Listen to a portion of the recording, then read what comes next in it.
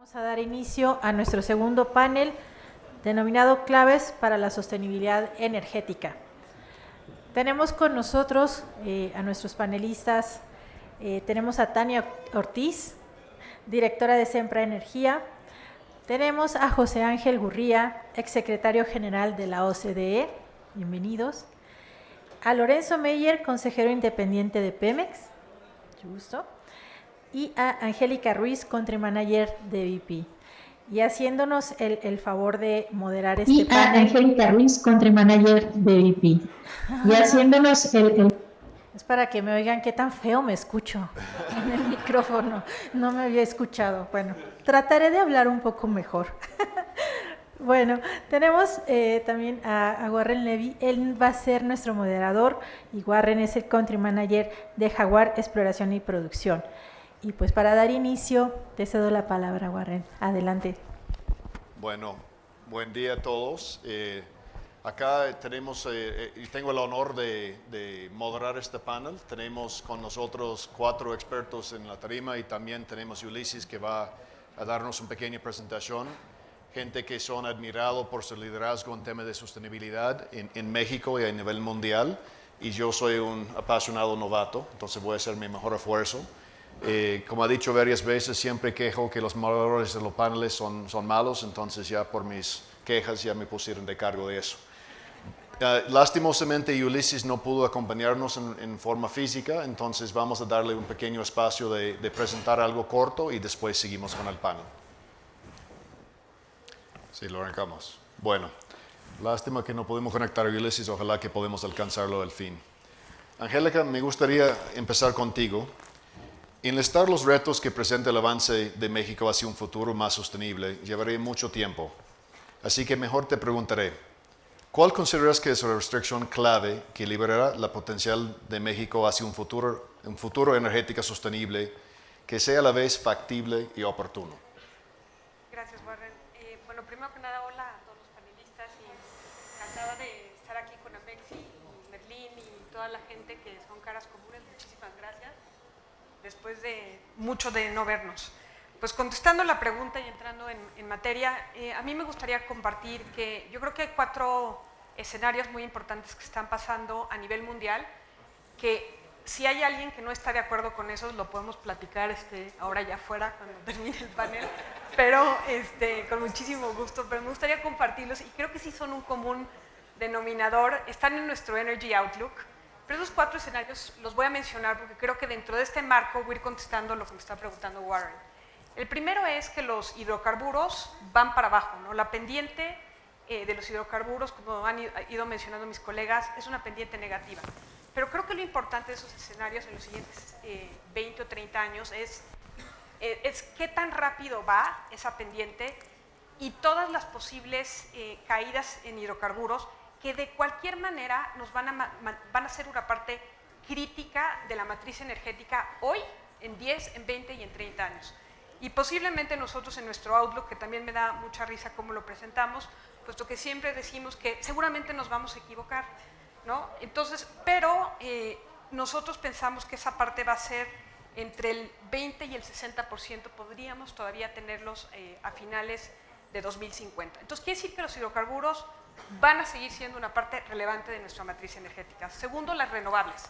Las renovables van a continuar creciendo y posiblemente también en los distintos escenarios van a ser entre el 30 y el 60% de la matriz energética para 2050. El tercer punto es que la electricidad va a formar una parte muy, muy relevante del consumo mundial, ¿no? Actualmente tenemos otras formas, pero en nuestros escenarios pensamos que eso va a crecer a un porcentaje del 50% para 2050. Y el último, que el hidrógeno va a jugar un papel muy importante, así como otras tecnologías, y va a tomar una participación importante. Dentro de estos 4 escenarios va a contestar Warren la pregunta. Yo creo, se ha mencionado bastante, aquí está el comisionado Neri, que el gas natural es algo tenemos bastantes reservas en el país, no solamente de gas natural, pero de hidrocarburos. Entonces, número 1, pensamos que la inversión en gas y en hidrocarburos en el país es sumamente relevante. Más rondas es una de las formas en las que podría esto funcionar. Ya vimos la producción actual y posiblemente estaremos llegando a los números que nos planteamos al final del sexenio. Para el nearshoring también pensamos que es fundamental el gas natural. Ya hablamos de la industria manufacturera y la parte de, estaba aquí Régulo con la industria acerera, la industria cementera, son consumidores excepcionales de gas natural. Entonces, para aprovechar esta ventanita del nearshoring, pensamos que es fundamental precisamente la inversión en gas natural, pero sobre todo el abastecimiento de gas natural en el país. Siguiente es, hablamos de los fundamentos de renovables, por eso les decía, las renovables van a ir creciendo. Ya sabemos todos que México es un país que tiene recursos solar y eólico y factores de planta arriba del 40%. Nuevamente, creemos que las subastas llevan unos precios bastante competitivos a nivel mundial y me parecería que eso sería una parte fundamental para poder ser exitosos. Adicionalmente, diría que hay una área nueva que es digitalización y tecnología, ¿no? Es muy importante que hacia adelante entendamos que todos estos escenarios pueden ir cambiando drásticamente, como vimos el cambio en escenario en la energía renovable, que bajó de 3 dígitos, $100 el megavatio hora, a 2 dígitos. Todavía nos falta mucho con otro tipo de tecnologías como es el hidrógeno verde, pero estos cambios se van a dar en los siguientes 10, 20, 30 años y es muy importante aprovechar la cercanía con Estados Unidos, los estados fronterizos y trabajar en conjunto, que lo he dicho en algunos foros, en sector público, sector privado, empresas y nosotros como individuos para poder colaborar y realmente es donde hago yo el énfasis ahora. El nombre del juego hoy es colaboración. Evidentemente me voy a ir y voy a cerrar el último punto, regulación, ¿no?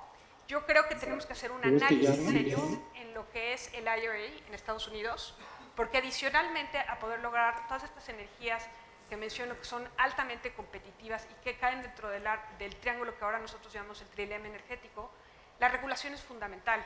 Y Estados Unidos acaba de sacar una regulación muy fuerte basada en incentivos y distintos mecanismos con los cuales también tenemos que considerar para poder ser exitosos.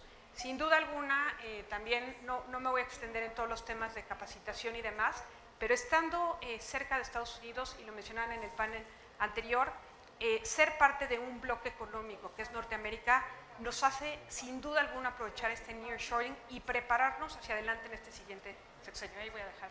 Gracias. Gracias, Angélica.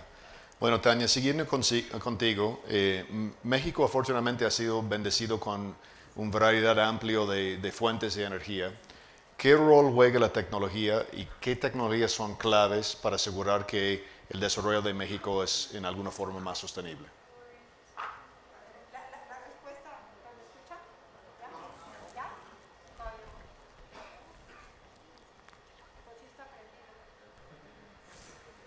Cambio, gracias. La respuesta es todas, ¿no?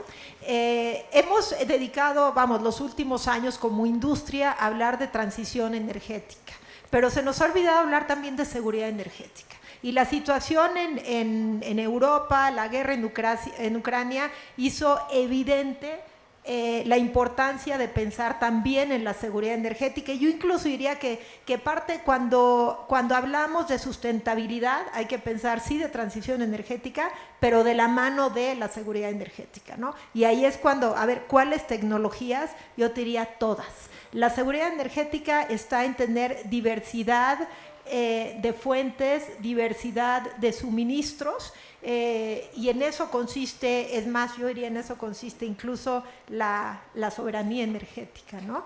Entonces, ¿dónde está la oportunidad en México? Me parece que Angélica ya lo dijo, tenemos sí recursos muy abundantes. El gas natural juega un papel fundamental en la transición energética. Sí tenemos una oportunidad de crecer de manera muy importante nuestra generación a base de renovables, pero va a tener que ir acompañado del gas. De hecho, el gas natural es, a partir de, creo que del 2020, es el combustible primario más importante en México, por arriba del petróleo, ¿no? Entonces, yo diría, la demanda de gas natural no está decreciendo, está creciendo. Tenemos acceso al gas natural, a una de las fuentes de gas natural más baratas del mundo, que es el gas natural de Estados Unidos, muy abundante además, México tiene sus propios recursos que tendrán que desarrollarse en su momento, pero en términos de suministro de gas estamos en muy, muy buena posición. Hay que desarrollar más nuestros recursos renovables y tenemos que estar pensando en las nuevas tecnologías, tenemos que estar pensando en baterías, tenemos que estar pensando en hidrógeno, pero para que todo esto funcione, porque además el futuro sin duda es eléctrico, tenemos que hablar de transmisión. Me parece que estamos hablando muy poco de transmisión y tener unas redes de transmisión eficientes y una red de transmisión además que siempre tiene que estar creciendo es importantísimo. O sea, si podemos instalar todos los renovables, podemos tener suministro de gas para la generación eléctrica que complemente a las fuentes renovables, pero si no invertimos en transmisión, no vamos a tener, digamos, un suministro confiable de energía para nuestro país. Vamos a perder, como decía Angélica, muchas de estas oportunidades de atraer inversiones asociadas al nearshoring o al reshoring. Entonces, a mí me parece que una clave para la seguridad energética y la transición energética pasa por el tema de la transmisión eléctrica, urgente atenderlo. Gracias, estoy totalmente de acuerdo. De hecho, si pensamos en uno de los principales desgastes en el sistema energético mexicano es las pérdidas innecesarias en el sistema de transmisión existente, que son hasta 10 veces más grandes de los países más eficientes en Europa. Y si consideramos el desarrollo, especialmente por el uso de vehículos eléctricos, la demanda de electricidad en Estados Unidos va a crecer a una tasa tan rápida que yo no estoy tan convencido que el gas en Estados Unidos basta para todo. Y sí es muy importante que enfocamos en la eficiencia. Tal vez son cosas no tan llamativas por la prensa porque son de ingeniería básica, pero sí necesitamos mucho de eso, mucho trabajo básico para asegurar que la red es eficiente. Bueno, pasando contigo, Lorenzo. La historia muestra, con muy pocas excepciones, que países grandes suelen quedar como grandes y países pequeños suelen quedar como pequeños. Yo nací en el petróleo, mi papá era petrolero y siempre Pemex ha sido un país grande. Y no va a ir a ningún lado en el corto plazo y creo que todos concordamos que México necesita un Pemex saludable. ¿Cómo puede Pemex recuperar su posición como líder mundial y en particular convertirse en un campeón de la sostenibilidad? Gracias. Primero que nada, muchas gracias por la invitación. Comentaba aquí con Tania que nos da mucho gusto ver caras que hace tiempo que no veíamos, es como boda. En el velorio, no sé, pero es un verdadero placer reencontrarse con muchos amigos desde hace 3 sexenios que estoy en esto. Yo creo que lo primero que hay que tomar en cuenta es que Pemex fue, por lo menos ya en esta administración, lo recibimos en un estado verdaderamente lastimoso. Es cosa de ver cuál era el porcentaje de refinación que teníamos, la cantidad de refinerías que teníamos paradas, cómo se duplicó la deuda de Pemex en el penúltimo sexenio y en el último sexenio que nos antecedieron. Entonces es muy difícil que una empresa pueda retomar la grandeza que tenía, y me encantó la frase que dices de Pemex como país. Hay veces que llega uno a las instalaciones de Pemex a la torre y verdaderamente es un país porque hasta hay un hospital adentro, ¿no? Y sí es una cuestión de un reto mayúsculo, en principio por una cuestión de abandono. Hay que reconocer, yo estuve en las administraciones anteriores, lo vi, no me lo platicaron. Pemex se convirtió en un cash cow. Hubo momentos en que Pemex tenía que pedir prestado para pagar sus impuestos, ya no digamos que le alcanzara con lo que tenía, nos endeudamos para pagar impuestos. Entonces, entrando bajo esa circunstancia, pues sí es sumamente difícil retomar un Pemex exitoso. Claro, 2020 es hindsight. Si vemos hacia atrás, todo ha sido bien hecho. Por supuesto que no, ni en el anterior gobierno, ni en ni será en el siguiente. Es imposible que así sea, pero lo primero es reconocer cuál es la realidad con la que nos encontramos en Pemex y cuál es la realidad actual, que sigue siendo una realidad sumamente complicada. Y yo creo que uno de los retos más grandes que tenemos es el de sostenibilidad. Yo creo que es un tema que había pasado por alto para nosotros durante muchos años, que debió haber sido atendido desde administraciones anteriores y no lo fue, y pues se podría decir que no llegamos con ese tema en la actual administración. Yo llevo un año en Pemex, pero para mí ha sido muy alentador ver cuál ha sido la respuesta de Pemex. Cuando a mí me lo propusieron un viernes en la noche que me hiciera cargo del comité, dije, híjoles, en la que me estoy metiendo. Nadie me va a querer hacer caso, aquí no va a haber ningún interés, y para mi gran sorpresa sí es un tema fundamental. Es más, yo les diría que sostenibilidad en el caso de Pemex es una de las claves para, ya no digamos regresar a la grandeza de Pemex, que creo que todos aspiramos aquí con la participación del sector privado, de eso tampoco tengo duda, pero sí creo que la sostenibilidad es un asunto de supervivencia para Pemex. Llegaría a ponerlo en esas circunstancias. En la parte financiera ya tenemos agentes que nos están diciendo, señores, ustedes no cumplen con un mínimo de agenda de sostenibilidad, pues ¿qué creen? Yo en Tokio ya no tengo manera de justificar continuar haciendo negocios con ustedes, o en Madrid, o en París, o en Londres. Entonces, yo sí quisiera, para empezar, del punto donde partimos, era un punto ya de grandísima desventaja. El 2015 fue un año terrible para Pemex, por mencionar alguno, ¿no? Y partiendo de esta realidad que tenemos, cómo se ha ido recomponiendo Pemex, poco a trompicones, si quieren, con unas situaciones que nunca esperábamos, la pandemia, las guerras, situaciones de precios cambiantes, pero sí tenemos, creo yo, una infraestructura suficiente, no para atender todas las necesidades del país, como bien se decía en el panel anterior, de eso no tengo duda. Claro que hay espacio para la parte privada, pero una cuestión fundamental que hay que entender es que si no atendemos el asunto de la sostenibilidad en toda la vertiente ESG, no solo la parte de medioambiental, también la social, también la de gobernanza, que es algo que en una empresa pública crea muchas desconfianzas hacia posibles inversionistas o tenedores de deuda. No hay manera de sobrevivir, y con mucho gusto puedo comentar aquí que sí hay un interés genuino desde el piso 44 hasta la base de Pemex, de tomar esto muy en serio. Claro, somos 130 y tantos mil empleados, no podemos estar todos de acuerdo, algunos lo ven con mayor entusiasmo, otros lo ven menos, pero en general veo que Pemex va avanzando despacito, sí, poco a poco, pero sí está entendiendo el tema de sostenibilidad. E insisto, si no tenemos ese tema en mente, no veo manera de que lo podamos lograr. Y una cosa, creo que tiene toda la razón Tania, ya con esto termino, es la cuestión de la seguridad energética. Yo creo que sin Pemex no hay seguridad energética en México, y no la va a haber durante muchísimos años, aún si se hubiera logrado el modelo anterior, que creo sinceramente que venía encaminado a ir deshaciendo poco a poco a Pemex hasta desaparecerlo como Comisión Federal de Electricidad. Sí creo que íbamos en ese camino y me tocó verlo, no hablo de oídas ni de cosas que me parece que leí en algún momento.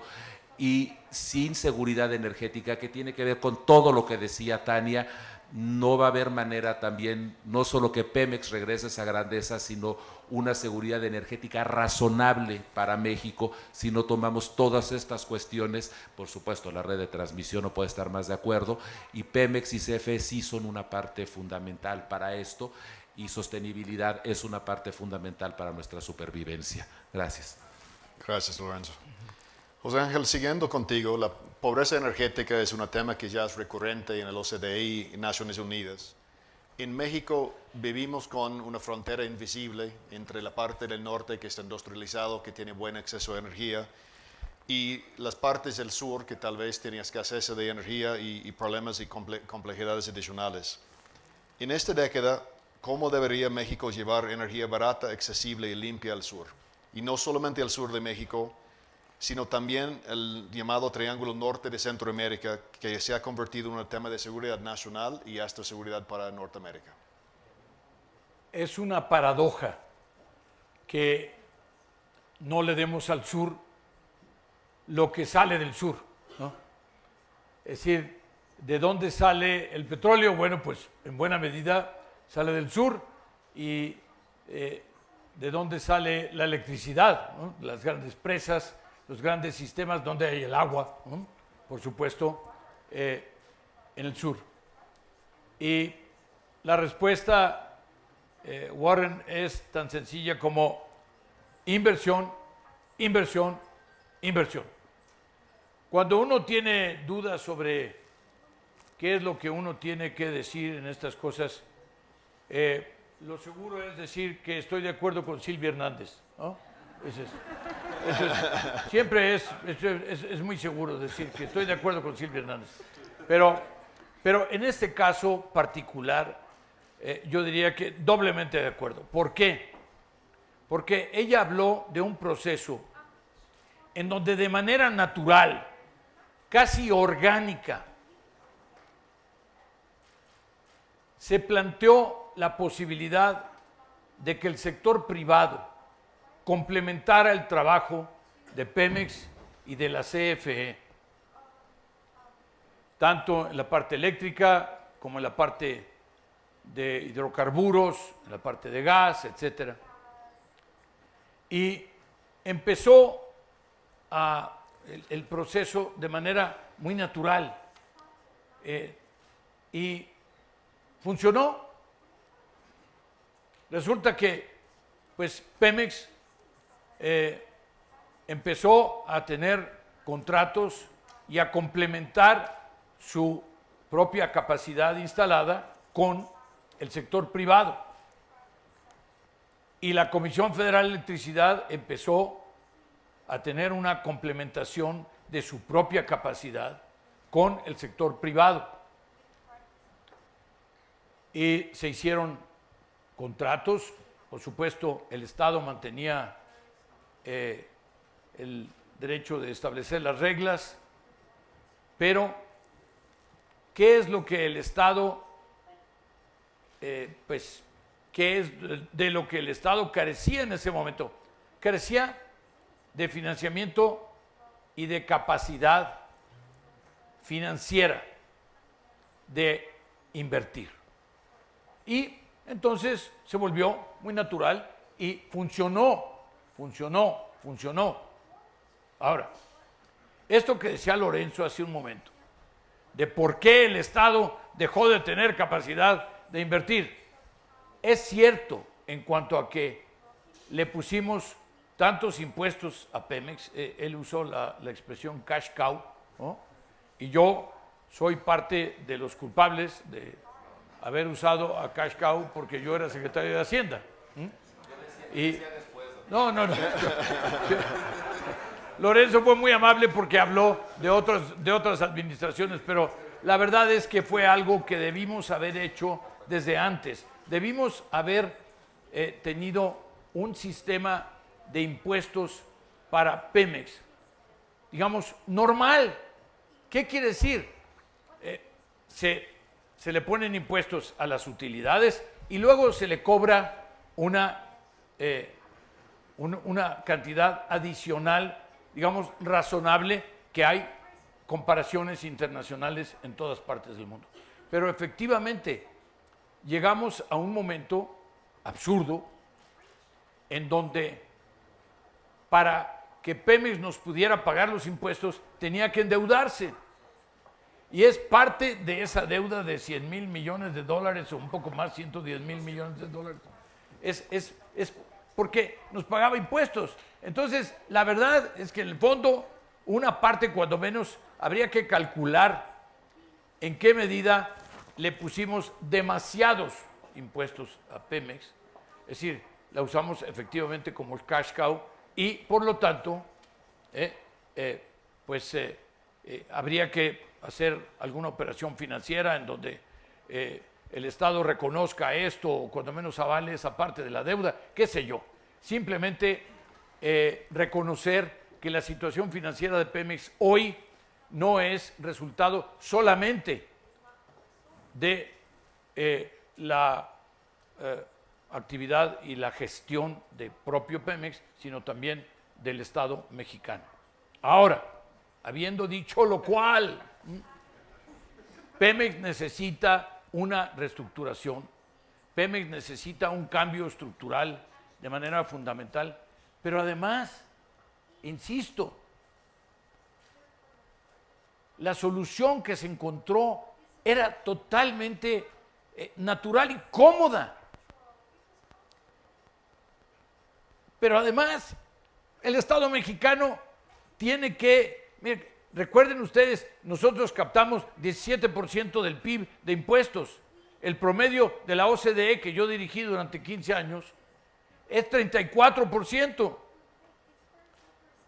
Y pues no sé por qué usamos el caso de Dinamarca, ¿verdad? De todos los casos que podríamos haber encontrado, ¿no? De que el sistema de salud va a ser como el de Dinamarca, ¿no? Al final de este año. Bueno, pues resulta que en Dinamarca cobran 48% del PIB de impuestos.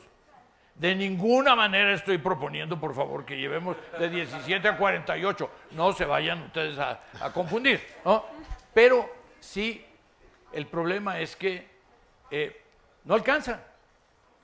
Y si no alcanza, si el Estado mexicano tiene que asignar recursos para cosas, pues más salud, por supuesto, habría que aumentar de manera significativa el tema de salud, aumentar el tema significativo, el tema de educación, infraestructura, agua, etcétera. Entonces, ¿por qué no aceptar que el sector privado complemente la acción de Petróleos Mexicanos y de la CFE? Esto, insisto, ya venía funcionando bien. Sí, demostró que funcionaba bien. Entonces, se han generado mucho ruido. Algo de este ruido ha espantado a la clientela, ¿no? Pero aquí tenemos unos ejemplos de que no todos se han espantado y han seguido aquí y siguen firmes al pie del cañón. Qué bueno que así sea, ¿no? Y hay muchos en el auditorio. Pero entonces, yo les diría, sí, para llevar al sur y para llevar a Guatemala, porque decías tú, tu pregunta es, ¿no?, a Centroamérica, no, pero además, para poder abastecer las demandas crecientes que se van a presentar en este país, entre otras cosas por el nearshoring y todo lo que ustedes quieran. No nos damos abasto y entonces necesitamos que el sector privado complemente las inversiones y es absolutamente natural, es orgánico y no hace que el Estado pierda la capacidad de regular al sector. Entonces yo diría que el modelo ya funcionaba bien y hay que recuperar lo que ya sabemos que funciona bien, ¿no? Y además, insisto, porque ya lo dijo antes que yo Silvia Hernández. Sí, estoy totalmente de acuerdo. Y si miramos la historia de nuestro sector, que ya lleva un poco más de 100 años, no hay ningún caso de una compañía petrolera que hace todo bien. Hay que tener una diversidad en el sector precisamente por la salud del sector. Y hablando un poco de diversidad en otro contexto, ahora tengo una pregunta para Angélica y Tania. ¿Qué rol juega la diversidad, particularmente en temas de liderazgo, en asegurar que hay un futuro de la industria que es sostenible y socialmente justo? Yo creo que tenemos una enorme tarea.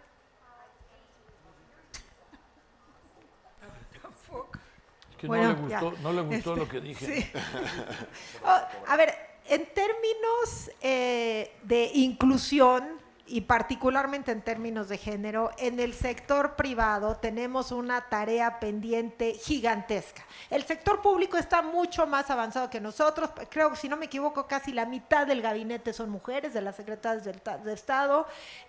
Obviamente tenemos un Congreso con una participación importantísima. Hay legislación que obliga a las candidatas mujeres. En el sector privado, señores, seamos francos, tenemos un buen discurso, pero tenemos que pasar a la acción. Yo les pregunto, ¿qué porcentaje de sus equipos son mujeres? ¿20%? ¿30%? Y conforme subes en la pirámide, 5%, de verdad, me parece que, y además están aquí los líderes de muchas de estas empresas muy grandes. Tenemos que empezar a actuar, tenemos que empezar a reclutar a mujeres desde las universidades. A mí me decía mi equipo, no hay mujeres operadoras, formémoslas, ¿no? Vamos a las universidades, vamos a reclutar a las mujeres, vamos a entrenarlas para que haya mujeres operadoras. Hablamos de la igualdad de salario. ¿Están revisando la igualdad de salario en sus compañías de verdad? Regresen a su oficina y vean para el nivel de sus subgerentes, vean cuánto están ganando las mujeres, cuánto están ganando los hombres, y ajusten esos sueldos, actúen, extiendan los periodos de maternidad para que las mujeres no tengan que dejar su trabajo cuando tengan hijos. Hay tanto que puede hacer el sector privado. Me parece que tenemos un buen discurso, pero veo muy pocas acciones. Y en el sector energético en particular, hablando de acciones muy concretas, Angélica y yo somos parte de una organización que se llama Voz Experta, que también está Silvia, está Alma América, está Ale León, está Mari Carmen. La mitad de las mujeres que están aquí son parte de Voz Experta. Y somos una red que buscamos justamente empoderar, apoyar y visibilizar a las mujeres líderes en el sector energético. Entonces, de verdad, si regresan a su oficina y hacen una de todas estas acciones, vamos a avanzar. De otra manera, vamos a seguir con este maravilloso discurso, pero de verdad hay tanto por hacer. Y eso sí, está en sus manos y son acciones muy concretas e inmediatas. Entonces, de veras, los invito a que tomen una acción esta semana, no la que entra, esta. Gracias, Tania.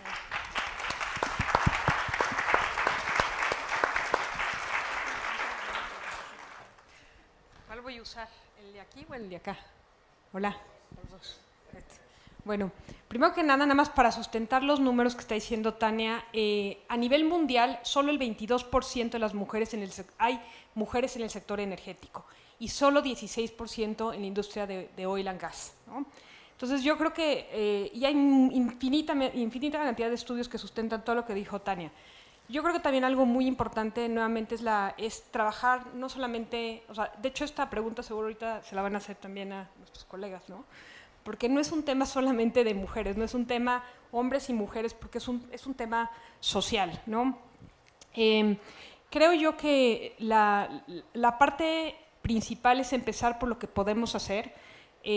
Tania y yo, como ya dijo, estamos en esta asociación de Voz Experta que llevamos 15 o 20 años trabajando de diferentes maneras, y yo creo que son las acciones pequeñas. También, por ejemplo, por aquí estaba del CCE, una iniciativa que inició hace 3 años.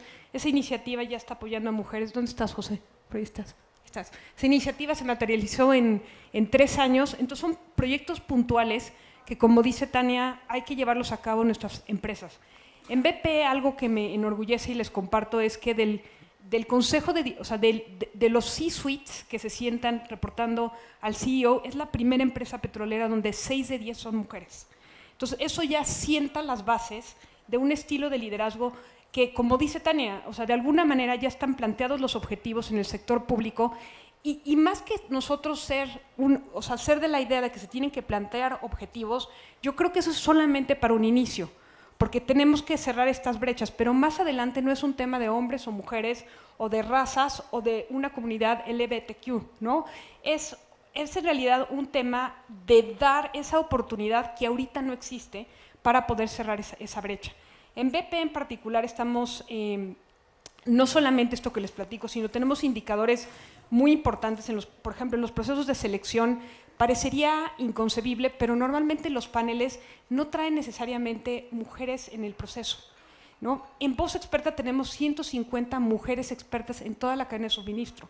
Es algo que inmediatamente se puede implementar y poder tener siempre mujeres o distinta equidad para poder implementar una plantilla social mundial, ¿no? Y también muy importante, no es solamente un tema de México, es un tema mundial.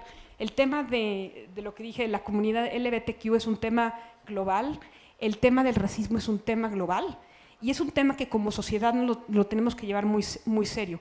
¿Y dónde enmarca todo esto? Ya ven que yo antes les dije los 4 otros principios. Esto enmarca en el triángulo que ahora nosotros llamamos el trilema energético. Está el tema de sustentabilidad, número 1, seguridad energética, y el tercero es comercial, o sea, que la energía sea realmente comercial. En la parte de sustentabilidad no es solamente medio ambiente, son todos los temas sociales que nos implican como sociedad y que nos van a llevar a mejores indicadores económicos, ¿no? Que eso es lo que es claramente, es visible, ¿no? También hay millones de estudios en los que en consejos de administración o en equipos la diversidad trae mayores ideas y es un cambio de liderazgo que en este siglo lo tenemos que de alguna forma implementar, ¿no? Entonces, bueno, adicional a esto, voy a cerrar con otro tema. Creo que algo muy importante que mencionaba es el tema de colaboración. Nosotros estamos colaborando con industrias como acero, Cemex y demás, cemento, y lo que estamos haciendo son proyectos específicos, ¿no? Por ejemplo, en Trinidad y Tobago estamos educando, aparte de la gente o dando herramientas nuevas para poder acceder todo el tema energético, ¿no? Entonces tomamos una población pequeña en un proyecto específico y entramos para dar herramientas educativas. En India estamos dando toda una instrucción alrededor de vehículos eléctricos. Entonces, nuevamente, yo quisiera no solamente llevar este tema de mujeres, es un tema de equidad social que implica entrar en todas las aristas de mujeres y que cada uno de nosotros tomemos una acción muy específica, un proyecto muy específico y que ese se ejecute y con eso haremos la diferencia como sociedad. Gracias. Gracias. Y creo que en México tenemos una bendición que tal vez no es tan evidente por los que han enfocado su carrera en México. Los mexicanos se identifican como un país petrolero y están orgullosos de lo que ha hecho Pemex en el pasado. Están bendecidos de trabajos sociales desde los 70s, de los 80s, que en su momento eran visionarios, que eran uno de los pocos países en el mundo que el sector petrolero tomó el liderazgo en la presencia social.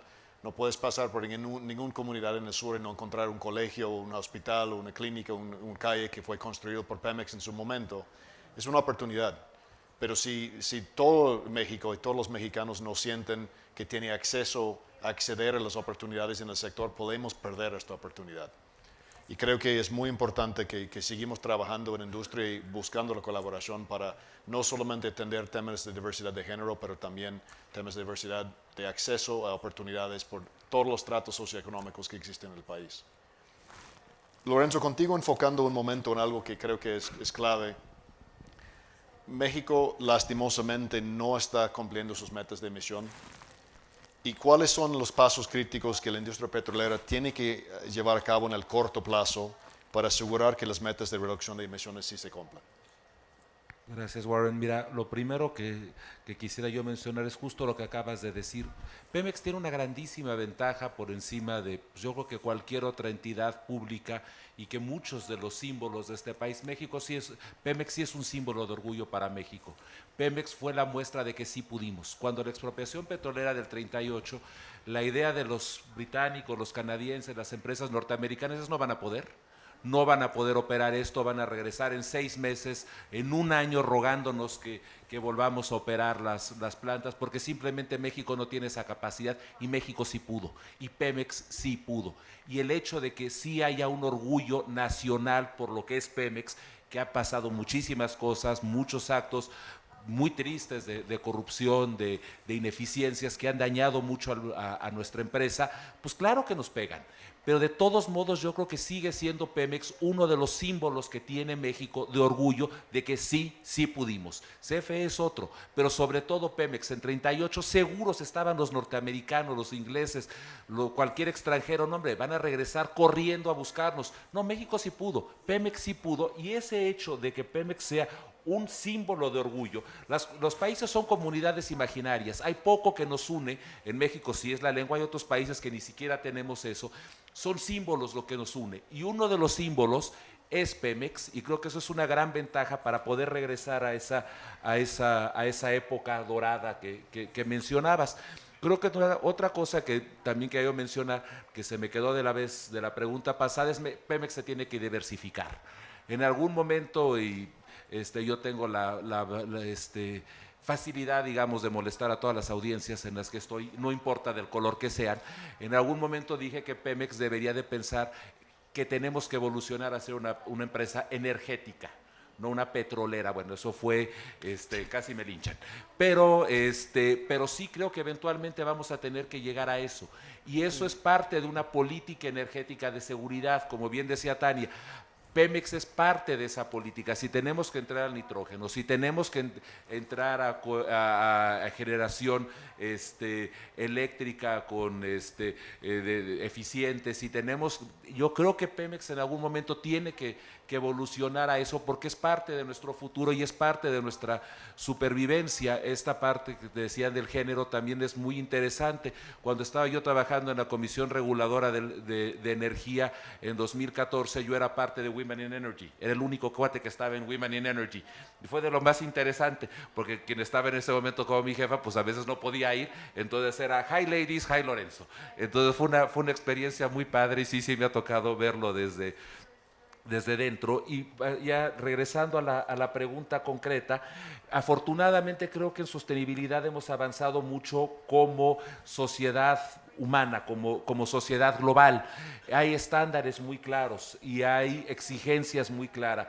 Está el TCFD, que son unas métricas para reportar los avances en sostenibilidad que son across the board, están en todas partes, y tengo entendido que la Security and Exchange Commission va a exigir un reporte a todas las empresas que cotizan en bolsa en Estados Unidos o que tienen algún interés en la SEC, que va a ser basada en TCFD. Entonces, no creo que tengamos que inventar el hilo negro, pero lo que tenemos que hacer es muy puntualmente ir siguiendo los lineamientos que ya los tenemos. Ya están. Son perfectibles, sin duda son perfectibles. En 10 años nos vamos a dar cuenta que hicimos un chorro de tonterías, 2020 hindsight, sí, sin duda, pero ya están esos lineamientos, ya está el interés de los bancos, de las financieras, de las petroleras, de las instituciones públicas financieras. Me ha dado mucho gusto ver que la Comisión Nacional Bancaria y de Valores está incorporando sostenibilidad como parte fundamental de su trabajo, y lo que tenemos que ser nosotros, y lo digo como presidente del Comité de Sostenibilidad de Pemex, es la constancia, todos los días estar peleando, estar discutiendo, estar solicitando. A la verdad, peleando no es la palabra, a veces sí lo es, pero tenemos que tener esa constancia. ¿Qué es lo que necesitamos todas las empresas que tenemos aquí, todas las empresas que tienen ustedes? Es ver cuáles son los lineamientos que nos aplican y tenerlo como una constancia. No es una moda, no es como pintarse el pelo de azul de los chavos de ahora, no es pintarse el pelo de azul. Esto ya llegó y llegó para quedarse. Entonces simplemente veamos qué es lo que tenemos, cuáles son las reglas que tenemos que seguir y no las tiremos a loco, seamos constantes. Greenwashing no sirve. Vamos a tener unos problemas mucho más graves de los que nos podemos imaginar si no aplicamos las recetas que ya las tenemos, ya está ahí. Simplemente seamos constantes todos los días en estarlo aplicando. Gente dedicada a este asunto todo el tiempo para estarlo aplicando y estar molestando, si quieren, a las autoridades de las empresas y a las autoridades públicas para este tema. Y ojalá fuera lo que decías tú, Tania, que fuera nada más en el sector privado donde están estas diferencias. Y efectivamente en el gabinete así es, efectivamente en las legisladoras así es. Si vemos Pemex, no, así no es Pemex. Si vemos CFE, no, así no es CFE. Con mucho pesar, la doctora Alma América ya no está en la CNH, y va uno viendo cómo a veces se vuelve a desequilibrar y se perdió ahí. Bueno, ella misma me dijo que ya no quería, pero ella me dijo, pero con todo derecho, pero se va perdiendo ese gran talento, y yo no veo a otra Alma América en la comisión ahorita, y eso es triste. Con eso me despido. Gracias. Gracias. Y bueno, José Ángel, voy a hacer esta pregunta con mucho cuidado. Si tuvieras el poder de influenciar al próximo presidente mexicano para que hiciera una promesa para nuestra futura energética, ¿cuál será su promesa para que México vuelva a ser una potencia de clase mundial? Ofrecería convertir a México no en lo que dijo Warren. No, porque Warren dijo, los mexicanos se asumen como ciudadanos de un país petrolero y están muy contentos. No, no somos un país petrolero, tenemos que convertirnos en un país con petróleo. Y ya, porque hoy producimos 500,000 millones de dólares de exportaciones. Ya el tema de que nos convertimos en país petrolero, pues en la época de López Portillo, ¿verdad? Ya quedó atrás. La expropiación fue en 38, fue hace 85 años. Está muy bien. Mi abuelo era de los que trabajaban con las compañías petroleras y le ofrecieron seguirle pagando por no hacer nada, siempre y cuando no se fuera a trabajar a Pemex. Él escogió irse a Pemex y ahí se jubiló, trabajó toda su vida, era uno de los pocos ingenieros que había, de veras ingenieros, había en aquella época, ¿no? Porque todos los capataces, todo el mundo por necesidad se volvió ingeniero, pero además ¿no? Fue posible, como decía Lorenzo. Sin embargo, ya no tendríamos que considerarnos a nosotros mismos como un país petrolero, sino como un país con petróleo, entre muchas otras cosas. Las exportaciones, como dije, 500,000 millones de dólares, sí, pero además, si toma uno lo que ingresamos de divisas por turismo, lo que ingresamos de divisas por inversión extranjera, lo que ingresamos de divisas solo por remesas, ¿no? Por ejemplo, ya llevamos como 2,000 millones de dólares diarios, ¿no? Y además tenemos superávit de 100,000 millones de dólares con los Estados Unidos, por cierto, ¿no? Por eso es que, entre otras cosas, tenemos el famoso superpeso. Pero lo importante es simplemente decir, estamos hablando de qué tipo de país queremos ser. Y entonces, como dijo Tania, ¿cuáles tecnologías? Todas, ¿no? Por supuesto. Pero también, como dijo Lorenzo, tenemos que convertir a Pemex de una industria petrolera, de una empresa petrolera, en una industria energética, ¿no? ¿Por qué? Porque estamos hablando de una sustitución, como mencionaste tú, de una sustitución gradual, en donde cada vez va a ser más la parte de los renovables, pero tenemos un buen rato todavía en donde los hidrocarburos tradicionales van a ser importantes en la mezcla, ¿no? Y pues estamos hablando de que tu proyección decía en 2050 50-50, Así en el es. mejor de los casos 50-50, ¿no? Yeah, 50-50. Bueno, pues quiere decir que vamos a tener que tener combustibles fósiles por un buen rato todavía. Y, insisto, para mantener la demanda, para hacerle frente a la demanda creciente, se va a necesitar inversión. Y el Estado mexicano no cuenta hoy con esos volúmenes necesarios de inversión y además tiene muchas otras prioridades donde aplicar los recursos. Y eso, si el sector privado lo puede hacer de manera natural, ya funcionó, ya experimentamos y ya nos fue muy bien. Entonces, yo diría, ¿por qué no? Y también diría que si nos vamos por ese camino, seamos congruentes. Y entonces, demos las licencias, honremos los contratos, renovemos las concesiones con oportunidad, porque se trata de seducir a la clientela, se trata de atraerlos, se trata de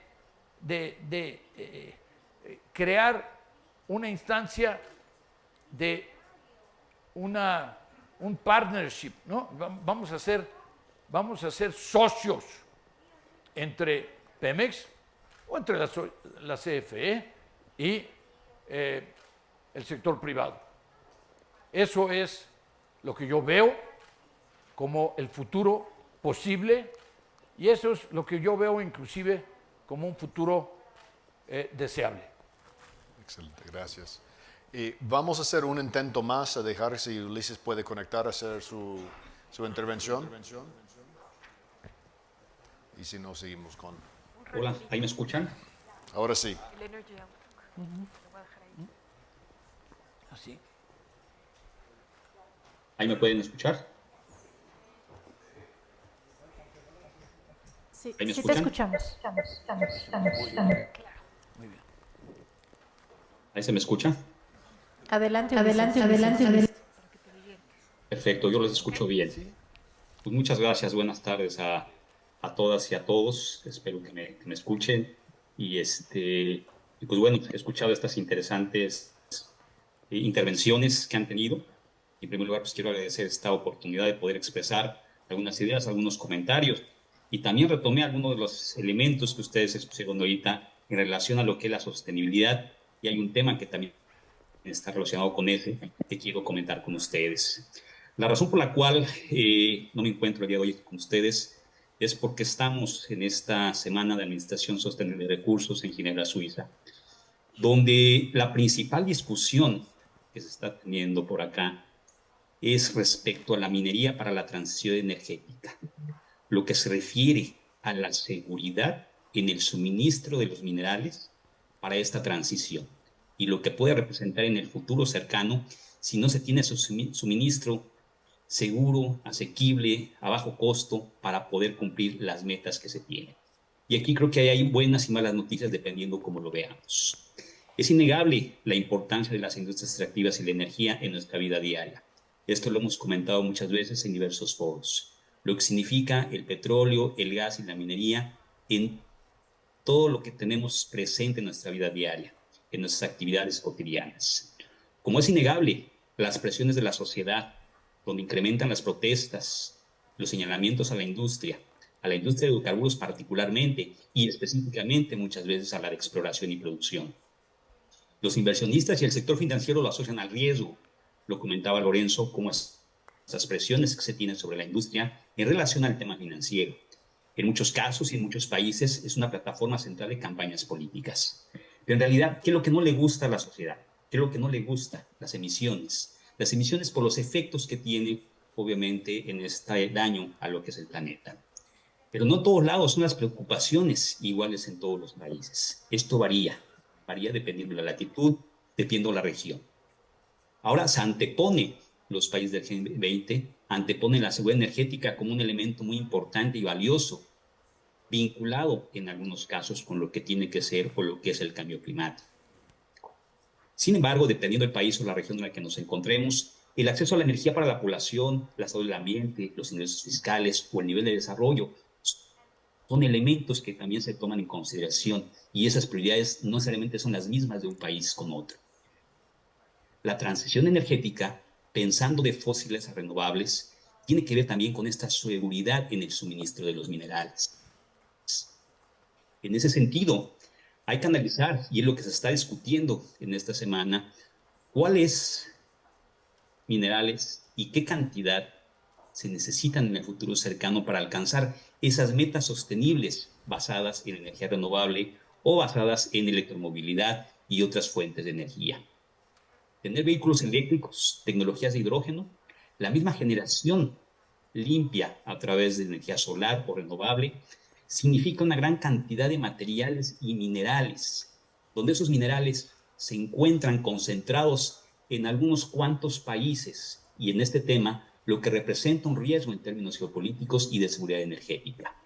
Tener un suministro seguro y asequible de la minería para la transición es como va a determinar el grado de cumplimiento de estas metas en estos escenarios sostenibles. Entonces hay temas de preocupación, temas de ocupación y temas de lo que significa o debe significar esta sostenibilidad. Respecto a los hidrocarburos, existen múltiples escenarios de muchas fuentes, de muchos documentos, de muchas proyecciones. La mayoría de estas proyecciones hablan de escenarios que están a esta demanda creciente y lo que es en la tendencia que está por arriba de los 100 millones de barriles por día. Escenarios más sostenibles que hablan de este consumo que ronda los 50, los 40, los 60 millones de barriles por día. El tema o el reto es que esta demanda inercial que tenemos, comparada con la demanda en un escenario sostenible, también tiene que estar vinculada a los proyectos que se tienen aprobados y a lo que se tiene que tener todavía en exploración y producción. Porque ni siquiera al ritmo actual, al ritmo de declinación de los yacimientos, ni siquiera vamos a poder lograr la demanda en el escenario más sostenible. Pero ¿cómo vamos a lograr esa demanda o cómo vamos a seguir poder producir hidrocarburos? Tenemos que hacerlo de manera sostenible, con menos emisiones, y no solamente emisiones, más sostenible desde el punto de vista más amplio en el contexto de sostenibilidad. En un balance justo que se atiendan las expectativas y demandas de la sociedad, de los gobiernos, así como de las empresas y sus inversionistas. Tenemos que maximizar el valor de los hidrocarburos en todos los sentidos. Maximizarlo es tratar de producir un petróleo verde, un crudo verde, pero verde y también sostenible. Al día de hoy existen muchas tecnologías y formas con las cuales podemos reducir las emisiones de los gases de efecto invernadero en lo que es la exploración y producción. Pero eso no basta. Tenemos que buscar otras maneras adicionales a la reducción de las emisiones, donde también tenemos que hacerlo de una manera sostenible. Y en la sostenibilidad entran los temas de inclusión, de equidad, de educación, de fin de la pobreza, del manejo del agua, lo que significa el objetivo 7 de los Objetivos de Desarrollo Sostenible, de poder utilizar en este portafolio también gas natural como un fluido en la transición energética. La eficiencia energética, las energías alternativas, es parte de este portafolio que en la misma industria podemos implementar y reducir las emisiones. Temas de contenido local y transferencia tecnológica también contribuyen con la sostenibilidad. Se reconocen y se acreditan en este tema de sostenibilidad. Es explorar todas esas opciones que tenemos para la sostenibilidad. Buscar un balance objetivo y efectivo mediante metodologías y estándares que nos ayuden a equilibrar y a identificar qué elementos pueden impactar más en esa sostenibilidad es parte del trabajo que está haciendo Naciones Unidas. Naciones Unidas pone a la industria extractiva, al petróleo, al gas, a la minería, a la geotermia y a todas las formas y fuentes de energía, herramientas que permiten analizar de una manera cuantitativa y cualitativa, objetiva también, cuáles son las principales prioridades y elementos que se pueden tener para que en un proyecto en específico podamos fortalecer la sostenibilidad. Estos estándares, como la clasificación marco de Naciones Unidas y la estándar de la Administración Sostenible de Recursos, es la próxima generación de la PRMS. La próxima generación que nos permita poder evaluar y poder identificar planes de exploración y planes de desarrollo sostenible. Se siguen necesitando los hidrocarburos, se sigue necesitando el petróleo. El riesgo que existe en el suministro de la minería pone en un elemento de discusión y de análisis cuál debe ser el rol y en ese equilibrio de las diferentes formas y fuentes de energía. En México hay todo tipo de esfuerzos que se están llevando a cabo. El primero fue esta prueba piloto de hidrocarburos en el 2019, donde con el liderazgo de la doctora Alma América como comisionada en ese momento, se logró conjuntar y llevar a cabo una prueba piloto entre la Comisión Nacional de Hidrocarburos, la Secretaría de Energía y la CEA, precisamente probando estos estándares y metodologías. En los años recientes tenemos diferentes iniciativas y actividades que estamos llevando en México. Desde el análisis del exhorto de la Comisión de Energía en la Cámara de Diputados a la CNH, hasta los procesos de acreditación del Plan Sectorial de Energía del Estado de Tamaulipas, aplicando estos estándares y metodologías. El convenio con la CEA, lo que la Secretaría de Economía menciona sobre estos estándares en las estrategias de fomento de hidrocarburos. La aplicación de los estándares de manera voluntaria por parte de las empresas Woodside y Wintershall de México. Talleres de descarbonización y sostenibilidad en Pemex, al equipo de Pemex, así como de Amexi, y los convenios que tenemos con el Colegio de Ingenieros Petróleos de México en el comité o en el recién creado Comité de Transición Energética y Sostenibilidad. Y por último, en las nuevas generaciones, lo que significa la revisión en los planes de estudio para tener en las carreras de ingeniería petrolera en las universidades temas vinculados a la sostenibilidad en la preparación de las nuevas generaciones. Por último, y en estas reflexiones, independientemente de los escenarios de consumo de hidrocarburos, producir o tenemos la obligación o tenemos el compromiso de producir un hidrocarburo más verde y más sostenible. La sostenibilidad va más allá de la reducción de las emisiones. No solo es net cero. Tenemos que buscar otras formas de poder nosotros contribuir en esta sostenibilidad de manera objetiva y efectiva. Fomentar también una proveeduría sostenible, independientemente del bien o servicio que se trate. No solamente son las acciones que como operadores podemos hacer, sino que también los proveedores pueden contribuir a esa sostenibilidad de la industria. Todas las formas y fuentes de energía son importantes. Todas caben en este sistema energético. Todas caben en una matriz energética. Todas tienen pros y contras. Todas tienen retos, como lo que significa el reto ahora en las energías limpias, en este suministro asequible y seguro de los minerales que se necesitan. Y en ese sentido, hay una parte de preocupación y otra de ocupación de los países que están desarrollando o liderando esto.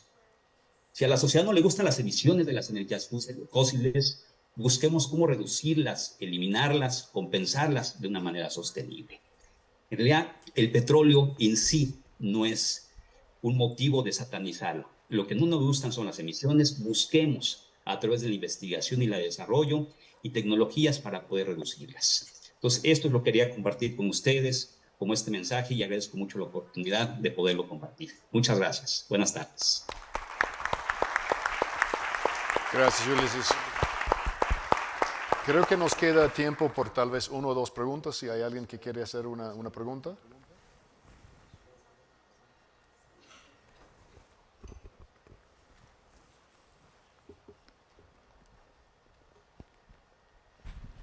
Gracias, muy interesante. Guillermo Gómez de Consultoría Sustentable G2H.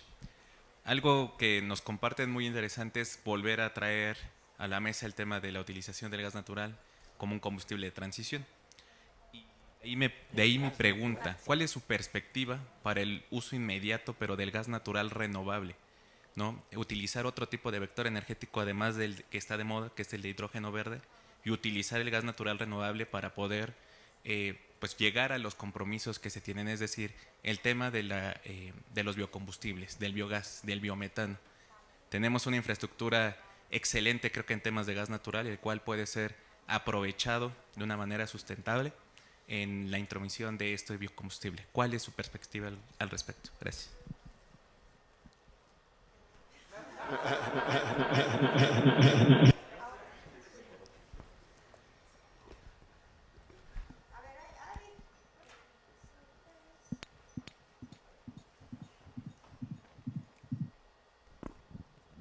A ver, sin duda hay oportunidades muy importantes, diría incipientes, para combinar el gas natural con gas natural renovable, con hidrógeno.